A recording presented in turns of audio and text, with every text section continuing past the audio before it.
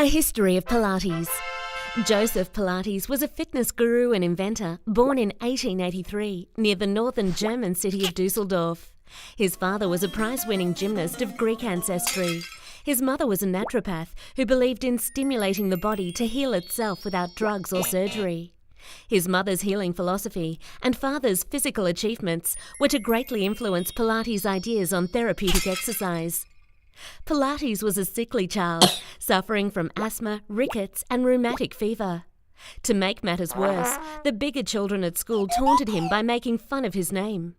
He became determined to overcome his physical disadvantages and dedicated his life to improving his health and strength. He focused on breathing techniques to assist with his asthma, and by exercising outside in his shorts, was able to cure his rickets, which is caused by a vitamin D deficiency. By the age of 14, he was fit enough to pose for anatomical charts. He loved skiing and being outdoors. He studied bodybuilding, yoga, martial arts and gymnastics. You can recognize the influence of these activities in the Pilates technique.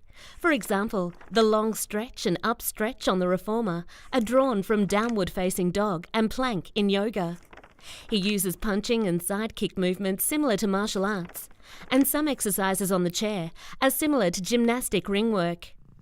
The natural movements of animals also inspired him, and this can be seen in exercises such as the cat stretch on the Cadillac.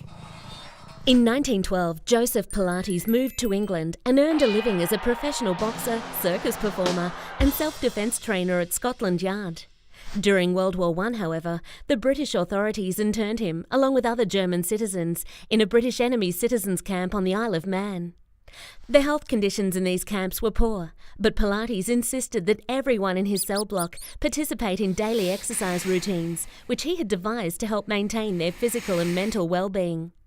Some of the injured German soldiers were too weak to get out of bed. Not content to leave his comrades lying idle, Pilates took springs from the beds and attached them to the headboards and footboards of the iron bed frames, turning them into equipment that provided a type of resistance exercise for his bedridden patients. These mechanized beds were the forerunners of the spring-based exercise machines such as the Cadillac and the Reformer, for which the Pilates method is known today. Pilates legend has it that during the Great Flu epidemic of 1918, not a single soldier under his care died, remarkable considering the terrible living conditions of the internment camps. After the war, Joseph returned to Germany and collaborated with experts in dance and physical exercise, such as Rudolf Laban. In Hamburg, he trained police officers. He was also pressured to train members of the German army, but left his native Germany, disappointed with its political and social conditions, and immigrated to the United States. En route, he met his future wife, a young nurse named Clara. The couple founded a studio in New York City and taught and supervised their students well into the 1960s. His method, which he and Clara originally called contrology, encouraged the mind to control muscles. It focused attention on core postural muscles that help keep the body balanced and provide support for the spine. In particular, Pilates exercises teach awareness of breath and of alignment of the spine, and strengthen the deep torso and abdominal muscles. Pilates came to believe that modern lifestyle, bad posture, and inefficient breathing lay at the roots of poor health. Joseph Pilates' New York gym put him in close proximity to a number of dance studios, which led to his discovery by prominent members of the dance community, including George Balanchine and Martha Graham. The Pilates repertoire itself has many references to classical ballet and also the Graham technique. For example, the ballet stretches on the Cadillac and ladder barrel, the round back and straight back in the stomach massage series on the Reformer.